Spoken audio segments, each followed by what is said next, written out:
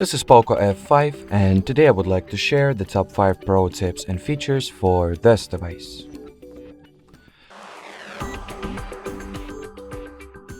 So to start, I would like to demonstrate that you can set up the fingerprint recognition method. So firstly, you will need to launch settings, then enter the passwords and security, tap at the fingerprint unlock, choose what backup screen lock method you would like to have alongside the biometrical one, and then simply set it up. I will personally go with the pattern type. Once the backup screen lock method is set, you can start adding your fingerprint, which in order to do, you gotta continuously lay and lift your finger on and out of the scanner that is located at the side power key, as you can see, until the entire surface of your fingerprint will be enrolled, or, well, simply scanned.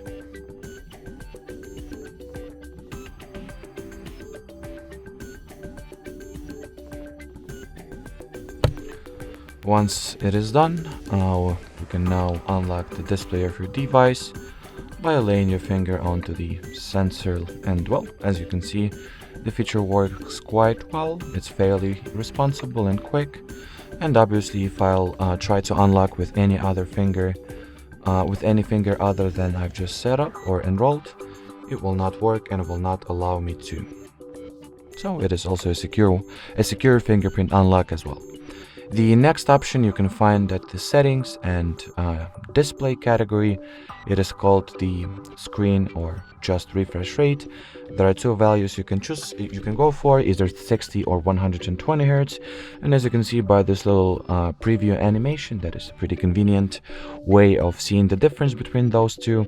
Practically, the higher you go, the smoother and silkier animations and visual experience with your interface you get, but at the same time higher value for the display refresh rate moderately rather, increases the power consumption. So if you would like to preserve as much battery as possible, you would probably want to set it to 60 Hz.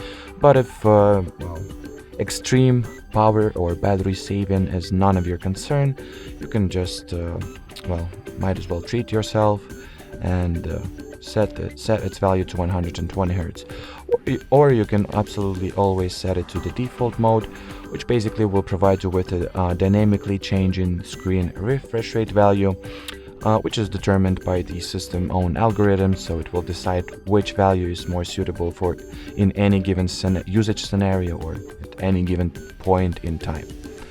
The next feature that I wanted to show how you can set up is the always on display. Simply enter the settings again and then go for the always on display in lock screen category. Continue with going for the always on display. In order to activate it, you can just toggle the switch on. Then you can change its design. As you can see, there are quite a few of presets you can choose from in terms of AOD style and theme. You can also create a custom theme by going for the custom image option, then select what image you would like to put here. Next, adjust the text color, the clock position, and the displayed items. Then do not forget to hit the apply button, and the AOD has been successfully set, and that's what it looks like. The next option that I wanted to show today is a very quick one, or actually the last two options are fairly quick. And both are related to increasing and improving the system performance. So first tip is from the battery category of settings. As you can see right now, our phone is in the balanced mode, hence it balances between optimal power consumption and fairly responsive system performance level.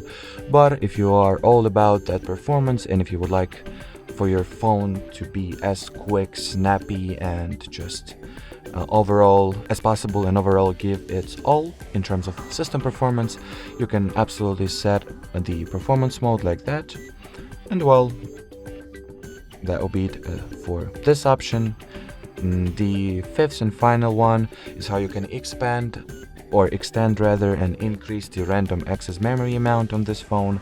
So go into additional settings, then memory extension.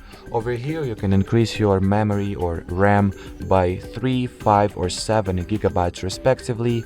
The catch here is that The amount of RAM you get is virtual. It's virtual RAM, first of all. It's not like some magical dwarfs get inside the frame of your phone and install additional random access memory. How do you call it? Oh, yeah, I forgot the word. Modules. Let it be modules.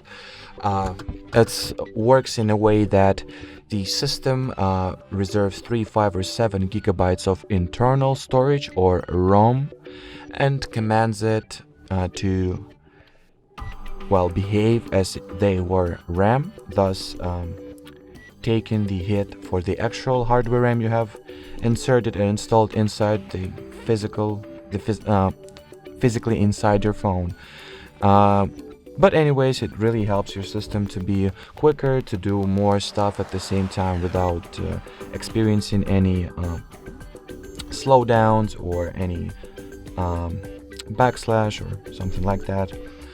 Anyway, so if you're ready to sacrifice a few gigabytes, just a few, of your internal storage in the name of system performance and in the name of more efficient and pleasable multitasking, just select the value you would like to go for. I'll just go with the maximum 7 gigabytes of extra RAM, and then reboot your device in order for those changes to be properly applied or to take effect. And that'll be it for this video, guys. Thanks for watching. If you found this video helpful, do not forget to leave a like, subscribe to our channel, and of course, if you have any questions or suggestions or basically anything you have to say, you can use the comment section below. But as I've said, that will be it for this video. Thanks for watching, thanks for your time, and bye bye.